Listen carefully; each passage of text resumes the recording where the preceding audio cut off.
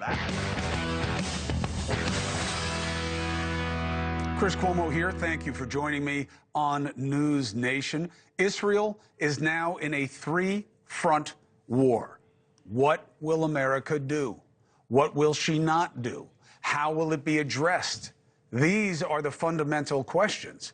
And yes, I know we're an hour away from the vice presidential debate, and we're going to cover it, and we're going to have people after it, and I'm going to talk about what could happen during it in this hour. But be very clear. Everything changed today. It's no longer about Israel beating up on Hamas, which is an impossible problem to solve, right? You can't stomp out terror. It's an idea, not a population. Hezbollah is a much more linear war. Going in on the ground in Lebanon was inevitable. It's happening right now. What was not inevitable is what Iran did. And the media is filled with people talking about Iran as if they were reacting by sending 200 ballistic missiles. Iran is Hamas. Iran is Hezbollah. Iran isn't reacting, it's forcing, as it has from the beginning, through its proxies. Who wants to kill Donald Trump? Iran. Who would be behind whatever bad things, terror-related, happens here? Iran. So the idea that the media are giving the head of the snake cover, saying why Iran says it's doing this. So if someone says they're doing something for reasons that make no sense, is that fair say? Certainly not here, it isn't. Now, the idea that, well, it's not like they hit anywhere. Really? 200 ballistic missiles. Yes, intercepted by the Iron Dome. But some did land, and it's only a matter of time. Central and southern parts of the country got hit, and the more missiles they send, the better a chance that something's going to happen and kill in a population center in Israel. And that will escalate the war. It is real. It is talk. Where are our leaders? Will we hear anything tonight? Here's what they need to respond to from the Prime Minister of Israel. This evening, Iran again attacked Israel with hundreds of missiles. This attack failed. Iran made a big mistake, and it will pay for it. The regime in Tehran does not understand our determination to defend ourselves and to exact a price from our enemies. What does exact a price mean? What part of that will America be a part of? What part of that will America say is too much? What will America say, period? Now, here's how I want to cover it. I want to start in Tel Aviv, what the experience is on the ground in Israel. I then want to go to Lebanon, because I can't take you to Iran. They're not letting any media in there.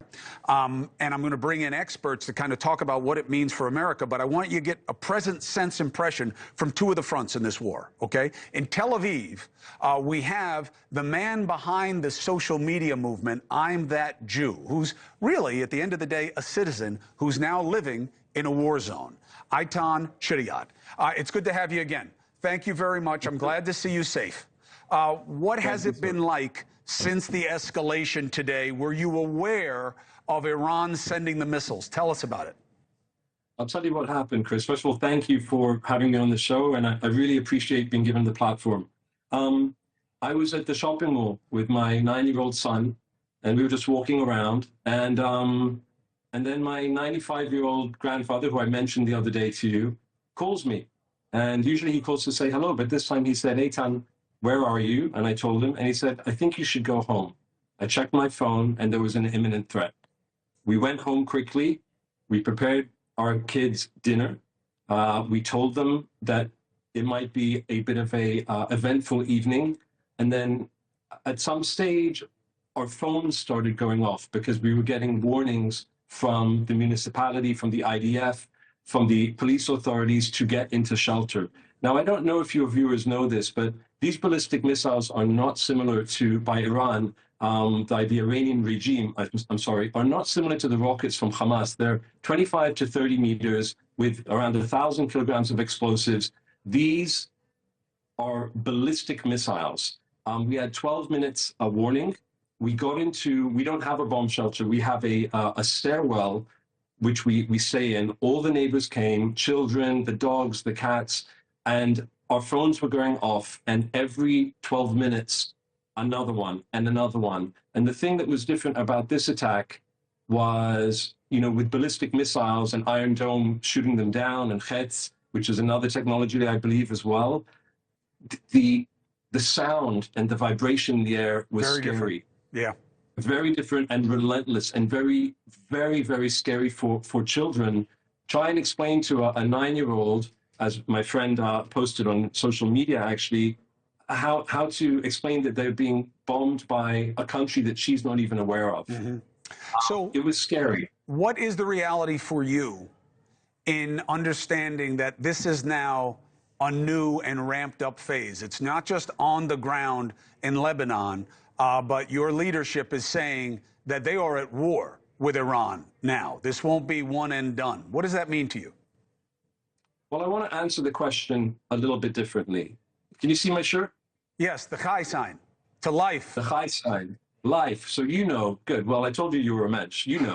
Listen, Chai means life. And the Jewish people celebrate life. That means we live. That means we create. That means we thrive in all sorts of fields. We are not dedicated to death. So when you say that it's been ramped up, yes, it's been ramped up, Chris, but we have been on the receiving end of death from the Iranian regime through Hezbollah in Lebanon with almost 11,000 rockets since October 8th, unprovoked. We've been in a 75-year existential fight for our lives every day. And it's the Jewish people as well and Israel. So what do I feel about it being ramped up? Look, it's scary, but if someone told you that their agenda was to wipe them out, would you lend them a hand by not doing anything? It might feel hopeless, but I'm full of life, and we are all full of life. We are hopeful. With the smallest nation, with the largest family, they might have the numbers, but we have the truth and we have life. And so we are going to be resilient. We are going to stay strong. We're going to lean into each other as a country and as a people, and with our allies, people who speak the truth. And listen, whatever is worthwhile cannot be destroyed. And that's the Jewish people and Israel, who are one and the same. Whatever is good and right must be defended. But what is evil and radical Islam, which is at the head of all of this with the Iranian regime, is evil. They believe in death. We are going to get through it. We are in a situation where it's scary, but we are resilient and we believe in life. Am Yisrael Chai means the people of Israel live, but it's also the Jewish nation, and it's also the values of the Jewish people, which are Judeo-Christian values, which the West lives. So when we keep saying that this is not a war on Israel, that's a war on the West, that's what this is. This was approximately 200 ballistic missiles that were indiscriminately fired at the entire country. So one might have criticism of Israel and policy, but that's not the way we operate, because we don't believe in that way. I understand what you're saying. I understand it, Eitan. I get it. I want to give you a chance to put it out there. The holidays are coming. This is going to be a highly charged time, and we are absolutely in a new phase, and this probably gets more intense, not less. And we will see it through, and we will be in touch. Stay safe. Best to you and your family. One more thing. Yes. I have to say one more thing, Chris. I'm sorry that I'm being rude. No, go ahead. We still have around 100 hostages. Right. Okay, and we need to talk about them. And Shana Tova Umetuka, Chag Sameach, we'll be dipping our apples in honey and celebrating a new year, a healthier new year, a good new year, a peaceful new year with people who want peace, for all good people in the world. Am Yisrael Chai, and keep living, Chris. All right, thank you very much. Shana Tova is what we say on Rosh Hashanah. It is the new year, but we are stuck in a period here, and what is going to be new is going to be very intense for a long time. We'll keep checking in there, but also the problem is the idea of a military solution is very fleeting and very limited. It is impossible to see how Israel can bomb its way out of this situation. And yet that's what's happening in Gaza, and that's what's happening in Lebanon now, a new front in the war. And yes, they're targeting Hezbollah, but the idea that they will only impact Hezbollah is irrational. Of course, you're going to see massive civilian casualties. 30 villages in the south are now being evacuated, okay, for what Israel is calling targeted ground raids. But the idea that you only kill the bad guys, we know, is impossible. So let's bring in someone who is living the reality in Beirut, a friend of mine who you know, Arwa Damon, in Beirut, excellent journalist, but now the founder of INARA, the International Network for Aid, Relief, and Assistance. She is helping the people that we all say we care about, no matter how you see the politics, those who are innocent and are now injured. Arwa, it's good to see you. I'm happy that you're safe. Tell us what the situation is on the ground. I mean, it's a nightmare, Chris, because according to the Lebanese government, you have around 1 million people who have already been displaced, and that was before those most recent evacuation orders that you were talking about.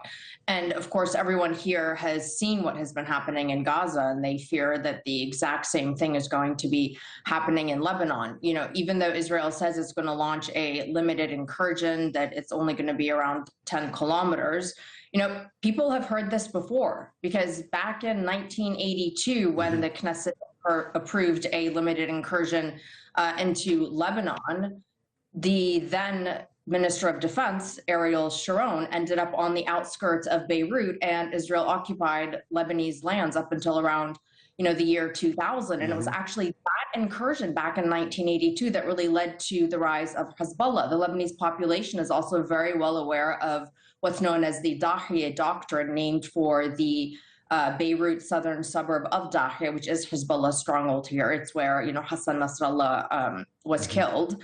And this doctrine effectively prescribes causing widespread destruction and harm to civilians in an effort to try to turn the civilian population against the entity that Israel is trying to fight against. They're also hypersensitive to the fact, Chris, that despite the fact that Gazans have live streamed their own slaughter, nothing has really changed for them. And so the reaction here is, you know, who is actually going to protect us and where do we go?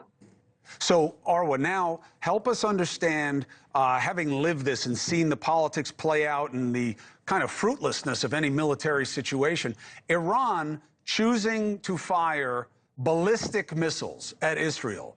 How do you read that in terms of what is to come and what it means for the United States decision chain?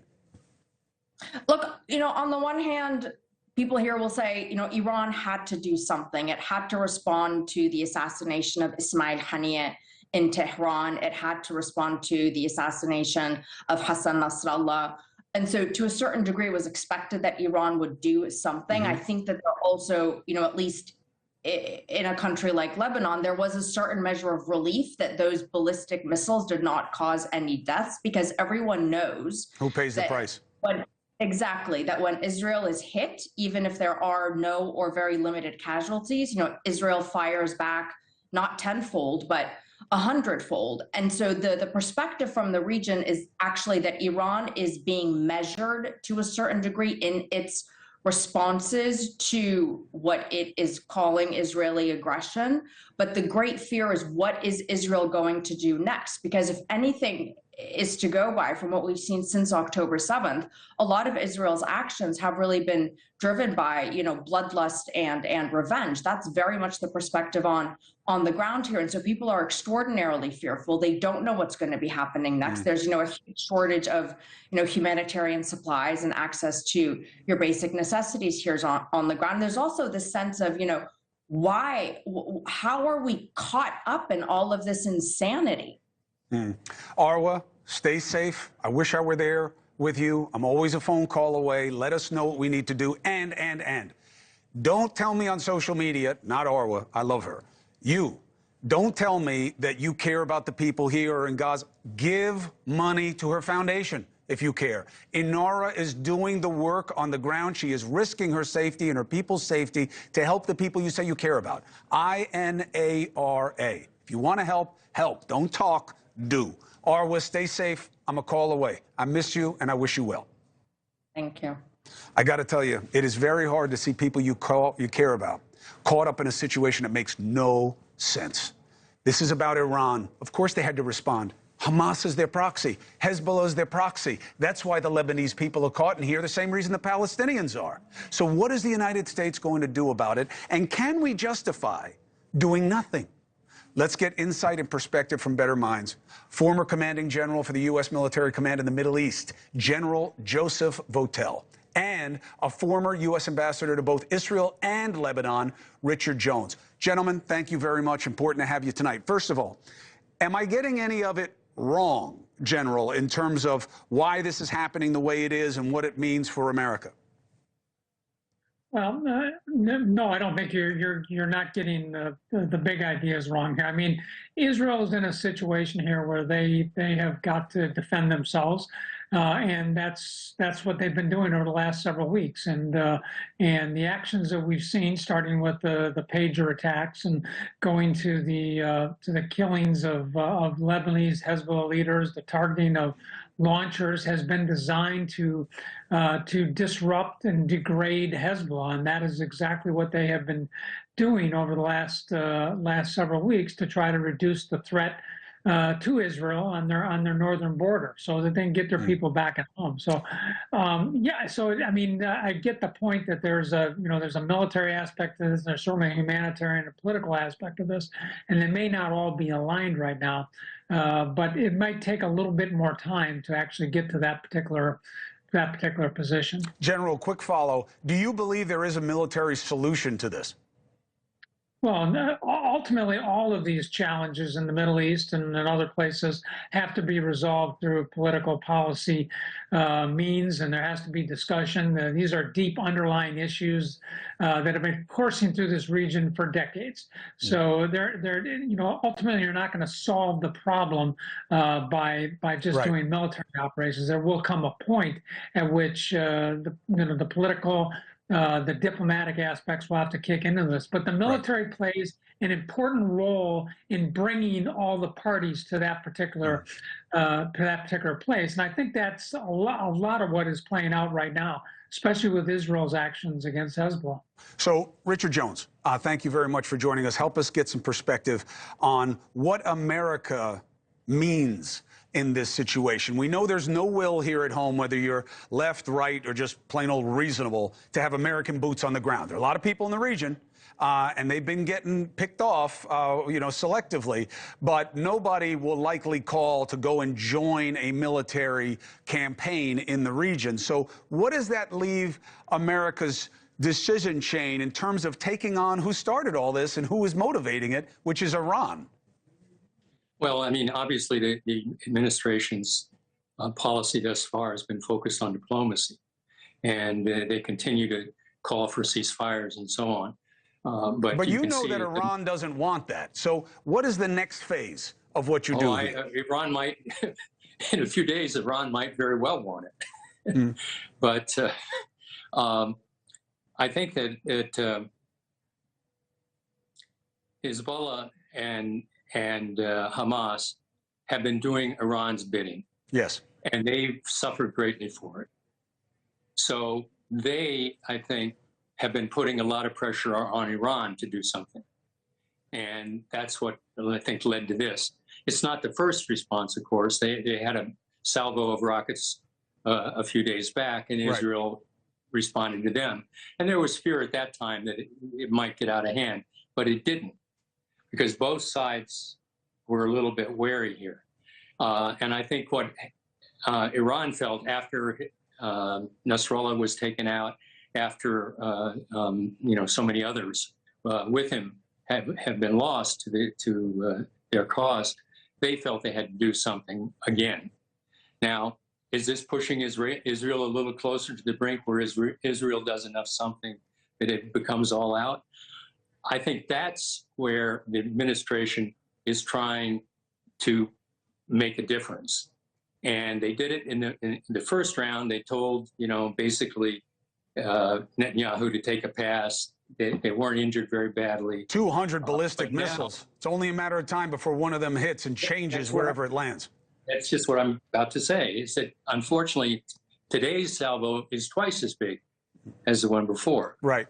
And so now it's now Israel will have to do something very much more. But the role the U.S. played is helping Israel to mitigate the effects so that it's less you know, and despite the fact there were 200 missiles, there were no Israeli fatalities. The only fatality that I've heard reported so far was, as usual, some Palestinian guy.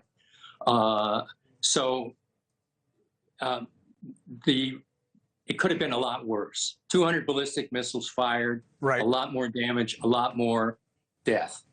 But the administration has been working to bring in our forces. And of course, this is not new cooperation. I was ambassador in 2006 when we did the first anti-missile joint exercise. We've been practicing for this for over 10 years, almost 20 years. Well, General, I appreciate it very much. Richard Jones, thank you very much. General Votel, thank you very much. We'll be watching this in real time, and we'll see what our leadership has to say, because I got to tell you, as we all know, you don't get 200 free shots at America before they do something, right? Why should you get it with Israel? Why is the measure, well, nobody really died, nobody's really hurt, so don't do anything about it? Is that what we would do? Think about it. 4 minutes and 5 seconds. Nobody wants war. Give us a better solution. Where is the leadership? You think we're going to hear about that in the debate tonight? I got a bet for you. I'll tell you about it on the other side when we're getting ready for the coverage. Now, another big investigation that I believe we're not learning anything about, and I can't believe it doesn't have more traction. Sean Diddy Combs as an investigation is only going to get bigger and bigger, and it's going to be an exposure point of a culture that is much rumored but never understood until now. A new lawsuit. Over 100 people, including some who say they were minors at the time, are filing lawsuits against Combs or planning to, accusing him of sexual abuse, exploitation, claiming, quote, many powerful people will be exposed. Their lawyer joins us. Diddy's response, I have it. Next.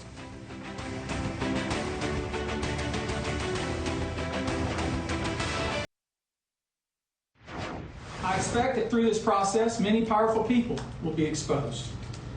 Many dirty secrets will be revealed. We will pursue this matter no matter who the evidence implicates. Is this about money or is it about truth? I don't know. Let's start talking to the people involved, and then you can assess for yourself. This is regarding Sean Diddy Combs, of course, behind bars in a federal prison awaiting trial. This bundle of suits that the gentleman you just saw represents, not a class action, and there are reasons for that are about legal procedure, but this is over 100 people, 25 of whom say they were minors at the time, as young as 9, and all are about to file lawsuits claiming what? That they were sexually assaulted or sexually exploited by Sean Diddy Combs.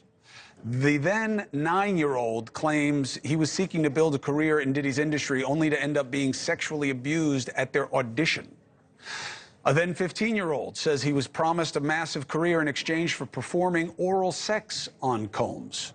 So let's hear about the claims. I spoke to Combs' lawyer about these allegations, and I have their response. But let's understand what these are that obviously come in the wake of a federal indictment that put Combs behind bars because the judge believes that he would tamper with witnesses and he must be kept in prison. Of course, that doesn't mean you can't tamper, although everything's recorded.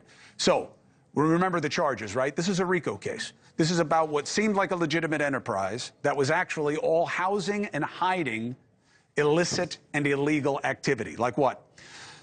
A conspiracy to traffic in sex, to use drugs, to vitiate consent, meaning that people were unable to control their own actions, and that prostitution was part of it also. So let's bring in Tony Busby, that's who you were just looking at. He says that over the years, his office has received thousands of calls related to these alleged crimes, and now he's bringing these cases. Thank you very much for being here. Appreciate it. Glad to be here. So why isn't it a class action? Well, a class action, of course, is when 1 or 2 people seek to represent a class of individuals. These are individuals with, different events, different times, different states, be filed in different venues. So this is not really appropriate for a class action. We have conduct here that occurred over more than 25 years. There'll be different defendants. There may be some venues sued, some corporations. So it just really isn't appropriate. In terms of what is appropriate in circumstances like this, why aren't we hearing the names? Why aren't you disclosing who these people are? In every sexual assault case that I file, the first thing I try to do, this is a little different, of course, but the first thing I try to do is try to resolve the case confidentially. And the reason I do that is because these are very difficult. They're very difficult for the victim. It's a rare case that the victim wants to run off and file a lawsuit and make her name heard or his name known. Usually, we try to get an apology. We try to get, this, of course, is once the justice system has run its course. This case is a little different. We're going to file each of these cases under a pseudonym, either Jane Doe or John Doe. Some states that's allowed, some states it's not. Some states there's a balancing test. But that's how we're going to start. But I will say that every client who has agreed to have their case filed fully understands that at some point the public may know their name, and they're prepared for that. And that might be why, of the 3,200 individuals who have contacted us, that we only have 120 willing to step forward. We're going to make an effort to keep their names private. Obviously, we're going to share their names and information with the defendants that we sue. That doesn't necessarily mean they will be part of the public record, and we'll fight that battle when it comes. But I think certainly and probably many of the people that watch know that this is tough, and people are mean. People can be abusive. There's a reason for the word fanatic or fan, because people who love celebrities tend to do stupid things in support of them. I can tell you in other cases I've had, and in this case already, you get all kinds of crazy threats on social media. And frankly, I don't want these people victimized twice. But it works both ways, right? When people hear 120 people now just coming out after the indictment, it looks opportunistic as well. So how do you respond to the notion that where were these people before, and are they just chasing a check? Yeah, I mean, that's always the defense. That's always the defense in these cases. Sometimes it's the case also. So what do you know about these? Have you even had time to assess them? These particular people? Yeah, Absolutely. 120, that's a lot. We have 90 people on staff who are vetting these claims. We have another 6 former Houston police officers who are helping us vet these claims. Even before we actually step off and file the first case, we'll probably have pretty much all of our evidence packaged. That is the evidence that we can gather. I've been doing this for almost 30 years, and I understand that these are very tough, and these are not something that go in blindly. And this is a case that I think, speak clearly, because of the indictment and because of some of the other things that have happened, I think people the victims here are starting now to feel the courage to step forward. And I can tell you, there's still many people on the fence, not just victims, but also people who are witnesses, who want to be witnesses, who want to provide information, but are still a little bit scared. And I think you can understand why. Understandable, understandable. Let me ask you 2 other things. One specific, one general. The specific one is, my understanding is that in Cassie's lawsuit, and to remind you all there, Cassie is someone who was connected as a girlfriend and an associate of Sean Diddy Combs. We then saw the video of her being assaulted by him in a hotel, something he had said didn't happen. Now, is it true that she alleges that Diddy paid 50 grand to the hotel to get the footage of what we're seeing right now? And if so, how do you understand how it came out? These are questions beyond me. I wasn't involved in that matter, so I wouldn't be able to tell you that. Okay. Let me ask you something else. My understanding is that this is some of these allegations, at least, have been going through the FBI. Why, when that is not the agency that's doing the investigation into Diddy? Funny that you would ask that. We've had in the Deshaun Watson case, as an example, he was investigated. The quarterback of the he was on the Texans, and then he got traded. Go ahead.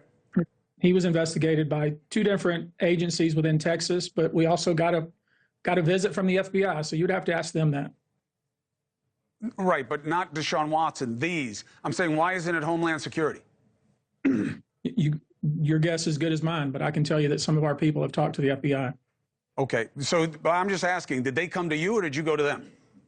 This happened even before these people came to me.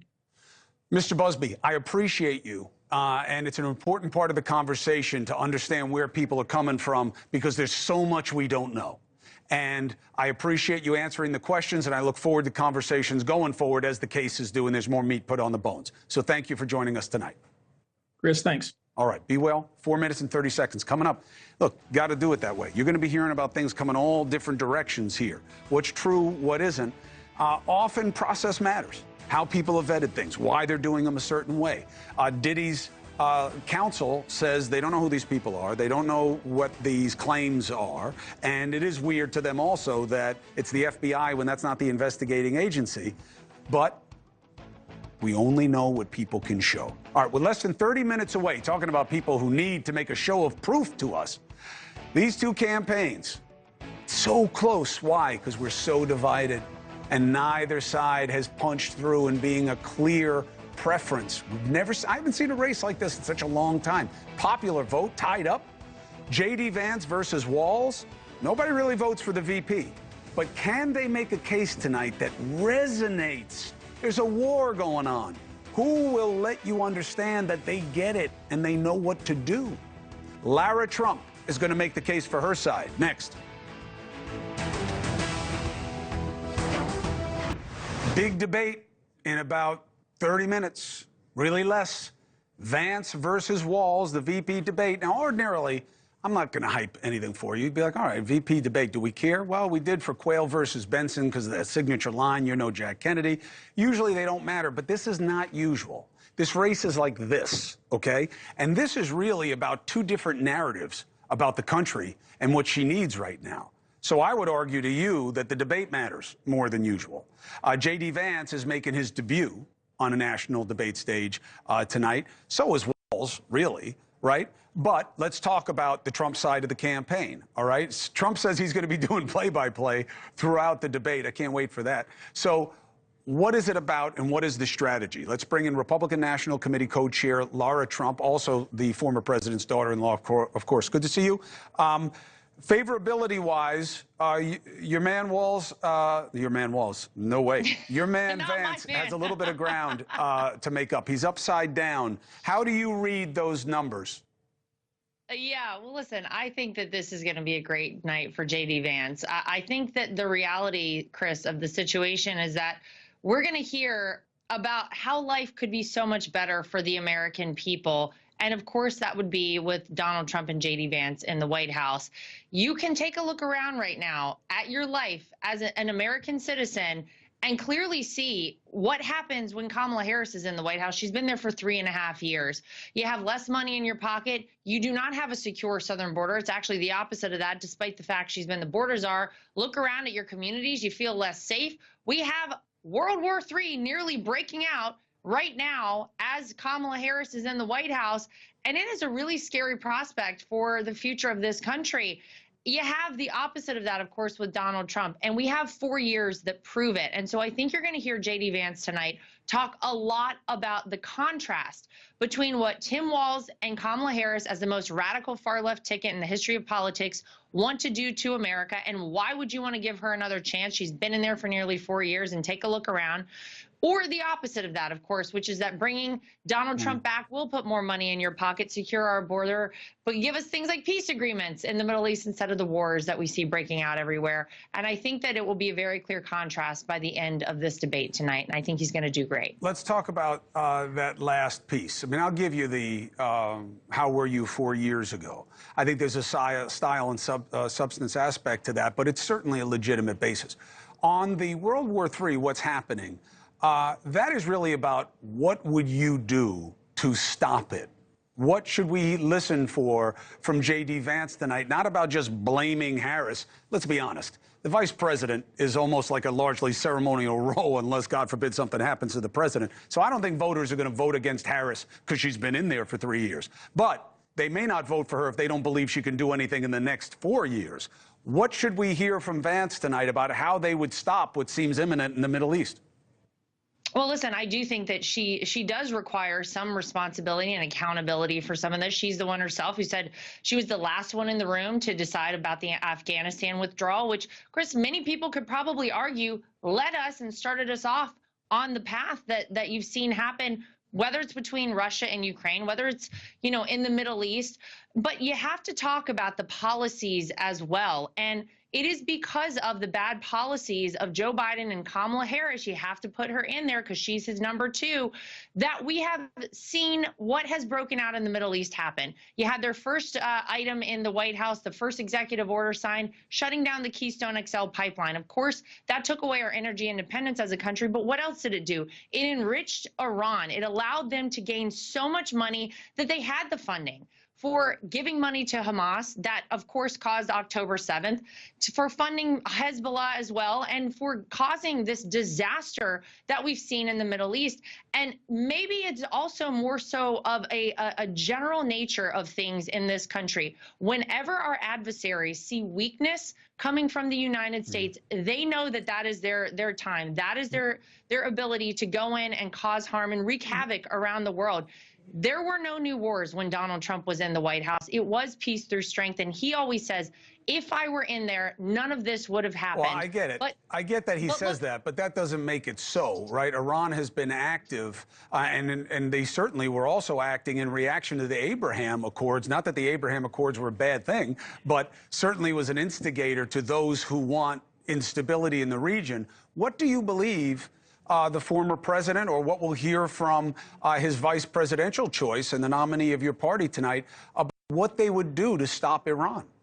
Well, I think first and foremost, you need to make sure that there is no question that we are 100% behind our closest Middle Eastern ally in Israel. And you've heard a lot of wavering and a lot of back and forth from this current administration, and they haven't really wanted to fully commit on that.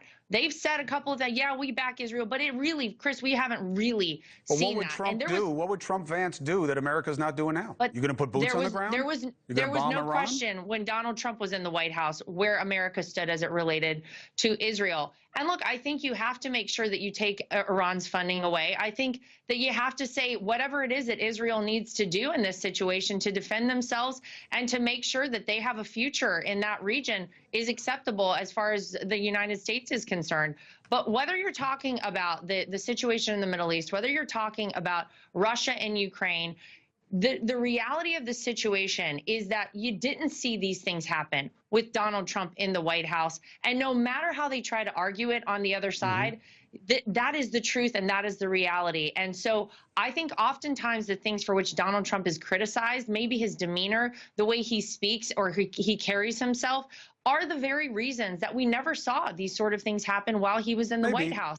And I will continue to argue to people, you have to think about America. You have to think about your life. And sometimes you have to vote for somebody who had the policy and whose reality was better for you. And that, of course, was Donald Trump. The 4 years ago is obviously a metric that absolutely works in elections. We'll see how people measure it, because, again, you got a style and substance thing, as you just referred to, when it comes to the former president, that he was seen as a factor also that people wanted to avoid, that fed into the last election. Let me ask you just one quick thing, then I'll let you go, and I appreciate you, which is, I heard your father-in-law say, the former president say, when asked, do you believe that Ukraine should win the war?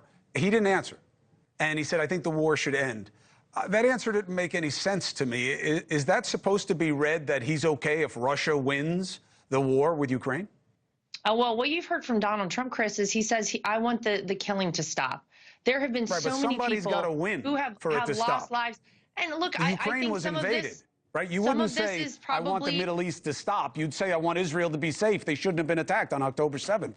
Well, I also think Donald Trump is preparing to be president again. And I think he knows that he's going to have to go in there and settle things, with Vladimir Putin as part of the negotiation process. And so maybe it is not in his mind the best place to say, I want one side or the other to win. What he does want is the killing to stop. And what he does want is peace through strength. And what we did have with him in the White House was exactly that. And so I can tell you, for all the criticism this man receives, you really do have to look at his track record. The proof was in the pudding with Donald Trump. And he has said himself that before he even is inaugurated, he would have that Russia-Ukraine situation settled. And I can guarantee you we would see a lot of great movements in the Middle East. And we would like to see things like the Abraham Accords happen again instead of the nightmare that's going on over there right now. Well, look, everybody wants peace. The question is how. Lara Trump, thank you very much for joining us as always and making the case. You're always welcome here to do so. Thank you. I appreciate it. All right. To be continued. 3 minutes and 45 seconds. So Yes, this is going to be the first and only VP debate. Should there be more? Of course. Should Trump have agreed to debate more? Absolutely. Why? Because that's what you're due. All right. Yes, I want them all to do a lot of interviews. I think Trump should come here. He should do something with News Nation. We have the most available independent audience, which is going to decide this election. But these are choices they make. So they make the choice. They made it. They're debating tonight. What does Walz have to do? What does Vance have to do? What would actually move the needle? I got people with the answers. Next.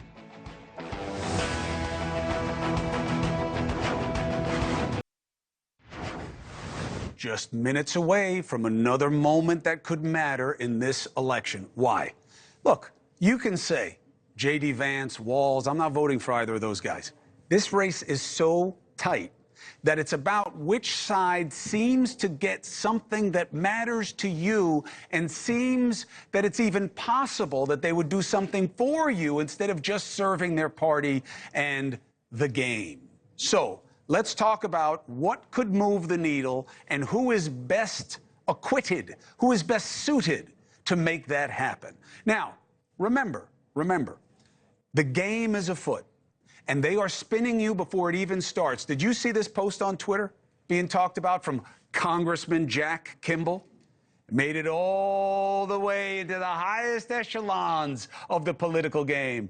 It was this supposed congressman, here's a little hint, doesn't exist, putting out a tweet that seemed to be about the media bashing Vance unfairly about the debate before the debate even happened.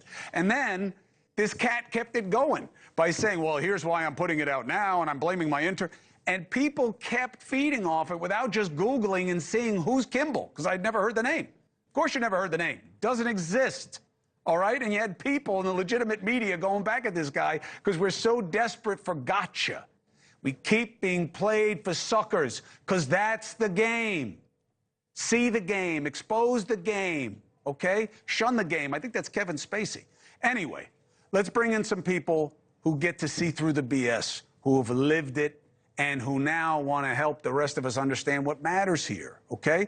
The Forward Party founder, former Democratic Party presidential candidate, my friend Andrew Yang, and former Ohio State Senator, all right, one of the truth tellers in this business, Nina Turner, also a friend, and resplendent lenses on tonight. God, man, I'm jealous of those. Yang, if you had those glasses on, I would have had you on solo. So, Andrew, being on the stage, what do you think the bar is tonight for making a difference, and who do you think is better suited to make that difference?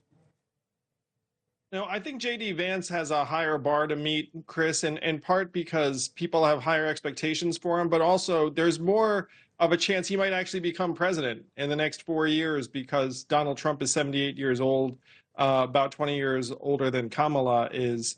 So people have to start sizing up J.D. Vance. Hey, am I comfortable with this guy being president? And that's certainly a lot higher bar to hit than Walz is going to have to hit tonight. I'll tell you what, and something that people don't want to say, and I understand why, but on the God forbid level, Iran seems very intent on going after Trump. And they are clearly deciding to make their witness in the region right now. Who knows what happens here at home? Nina Turner, what is your expectation of what you need to hear from Walz tonight to get people on board with the Democratic ticket? I think he should bring his folksiness to it, that kind of populist. He does have a proven track record in his state, something that J.D. Vance does not have. He advanced paid family medical leave in his state. He legalized recreational marijuana. I mean, the kind of bread and butter issues that people really care about. I mean, we know that people are suffering in this economy. And so he doesn't have necessarily the same burden as the vice president does, and that he is not serving with President Biden. So I think he can really drive it home. And Chris, I want to hear him talk about the poor. We did not hear that during the presidential debate. They barely touched on the economics. You got to touch on it. And I think Governor Walz can touch it in a way that Vice President Harris doesn't necessarily want to, because she's trying to navigate between throwing President Biden under the bus, but also trying to show a vision for the future. Quick bounce question to you, which is, how do you read this race being knotted up on the popular vote? Unfamiliar territory for a Democratic candidate. Yeah, I mean, it's still the economy. I mean, this race is really tight, as you have said, night after night, and folks have to realize that. We know that in Michigan, the leadership is sounding the alarm, saying that the vice president is underwater in Michigan. I think all roads lead back to the economy, and folks should not ever underestimate Donald J. Trump. Democrats do that at their own peril, and I see them doing that right now, and it's foolhardy. Pocketbook politics always dominate. Andrew Yang, what do you believe to be the issue of the night? What do you think gets the most resonance? I think it's who's going to seem more normal there, where Tim Walz kind of rose to prominence by framing J.D. Vance and the Republicans as weird and out of the mainstream. J.D. Vance is going to beg to differ tonight. So whichever one of the candidates seems like more your person you know in your town, and the other person seems ideological, and they're both going to lob that rhetoric at each other. J.D. Vance is going to call Tim Walz an extremist, and it's going to be back and forth the whole night. Andrew Yang wears a pin, or used to wear a pin, that said math on it. Now he's got the Forward Party pin, and I always loved it because it was the right signal. Make America think, okay? What was the H for? Harder? Yeah, think harder, man. We could use the math right about now, and the math says it's going to come down to, what, 50,000 voters in a few states, like Nina's saying. It's knotted up. Why? Because we have been focused on tearing each other apart. That's the reality. That is the reality. Nina Turner, you've never been about that. Andrew Yang, you fought the good fight, and I appreciate you continuing to do it with the Forward Party. You're always welcome here. Let me tell you what I think is weird, okay? As we get ready, seconds away, let them go home, let them watch the debate. I don't want them to have to own what I say. I'll tell you what's weird. 200 ballistic missiles from Iran. That is not some gas bomb. That is not an IED, okay? These things are the size of Honda Accords, and they're getting dropped on Israel. And yeah, they fought it off, thanks to the Iron Dome, thanks to the weapons that America provides. But it won't last. And I'll tell you what's weird is not seeing an obsession with the people who want to lead us on what they would do about it. Not with some kind of let's go there and attack Iran. I'm not saying what to do. I'm saying it should be an obsession. And the idea that we're going to watch a debate tonight where that is not first and foremost, not just for the moderators at CBS, but for those who want to lead us. Because think about it. What threatens your and my safety and our kids right now more than what's happening over there? You think it is a coincidence that Iran, supposedly our intel services, are getting triggered by what they want to do, trying to chase after Trump? You think he's making that up? I don't. We know he isn't. How is that not an obsession for the people who want to lead us? This is war. This is not what's been happening. It's now a three-front conflict that can only get worse. Someone's got to be thinking about that for us, right? That's where my head is going into this debate tonight. And we'll see what's said and, more importantly, what isn't said. Seconds away, J.D. Vance, Tim Walz. Let's go to CBS right now, and then we'll be back with the whole team.